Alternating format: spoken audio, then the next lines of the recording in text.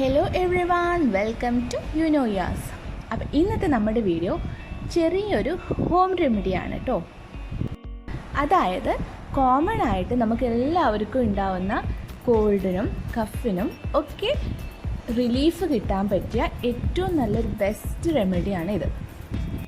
അത് മാത്രമല്ല കേട്ടോ, ഇതെന്ന് വെച്ചാൽ ആസ്തമയുടെ പ്രോബ്ലം കൊണ്ട് ബുദ്ധിമുട്ടുന്നതായിരിക്കും ഏറ്റവും നല്ലൊരു ഹെൽപ്ഫുൾ ആയിട്ടുള്ള ഒന്നാണ്.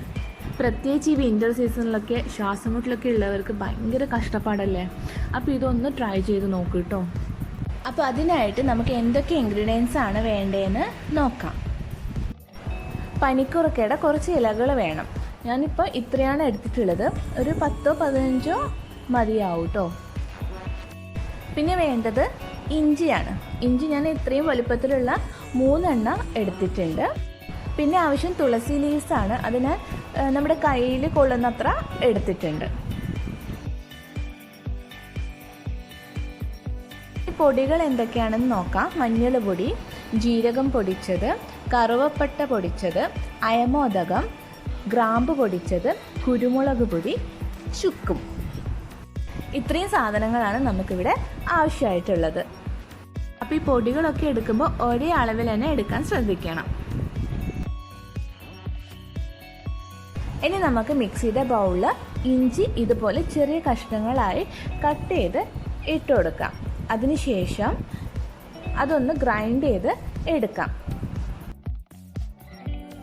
ഇനി അതിലേക്ക് പനിക്കുറുക്കയും തുളസിയും ഇട്ട് കൊടുക്കാം. അതിനുശേഷം പേസ്റ്റ് ഫോമിൽ അരച്ചെടുക്കാൻ പാകത്തിൽ വെള്ളവും ചേർത്ത് നന്നായിട്ടൊന്ന് അരച്ചെടുക്കാം. ഇതിലേക്ക് ഇനി നമ്മൾ എടുത്തു വെച്ച പൗഡേഴ്സ് കൂടി ഒന്ന് ചേർത്ത് നന്നായി അരച്ചെടുക്കാം. ഇതിപ്പോൾ ഒരു പേസ്റ്റ് ഫോമിൽ ആയിട്ടുണ്ട്. അതിന് നമുക്കൊരു ബൗളിലേക്ക് മാറ്റാം. ബൗളിലേക്ക് മാറ്റിയ ശേഷം ഇത്രയും ലൂസ് വരുന്ന രീതിയിൽ വെള്ളം ചേർത്ത് കൊടുക്കാം.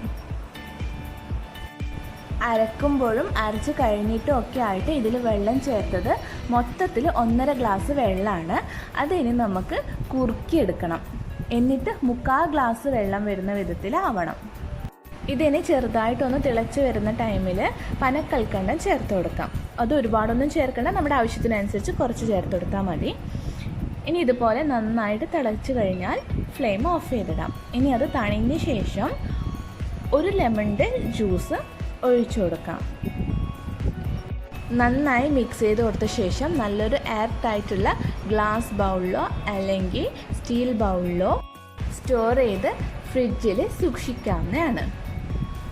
അപ്പോൾ ഇത് കഴിക്കേണ്ട മെത്തേഡ് എങ്ങനെയാണെന്ന് വെച്ചാൽ രാവിലെ വെറും വയറ്റിലും രാത്രി ഉറങ്ങാൻ പോകുന്ന ടൈമിലും 2 ടേബിൾ സ്പൂൺ വീതം കഴിക്കാവുന്നതാണ്. അപ്പോൾ കഴിക്കുന്നതിൻ്റെ 1 മണിക്കൂർ മുന്നെങ്കിലും ഫ്രിഡ്ജിൽ നിന്ന് പുറത്തെടുത്ത് വെക്കാൻ മറക്കരുത് കേട്ടോ. അതായത് ഫ്രിഡ്ജിൽ നിന്ന് എടുത്ത പാടുള്ള തണുപ്പിൽ കഴിക്കരുത്. റൂം ടെമ്പറേച്ചറിൽ വെച്ച ശേഷം മാത്രമേ കഴിക്കാവൂ. എത്ര ഡ്രൈ ആയിട്ടുള്ള കഫായാലും ഇത് കഴിച്ചതോടുകൂടി അത് ഒഴുകി പോയിക്കോളൂ കേട്ടോ. ഒന്ന് ട്രൈ ചെയ്ത് നോക്കൂ. നിങ്ങൾക്കുള്ള മാറ്റങ്ങൾ നിങ്ങൾ തന്നെ തിരിച്ചറിയൂ.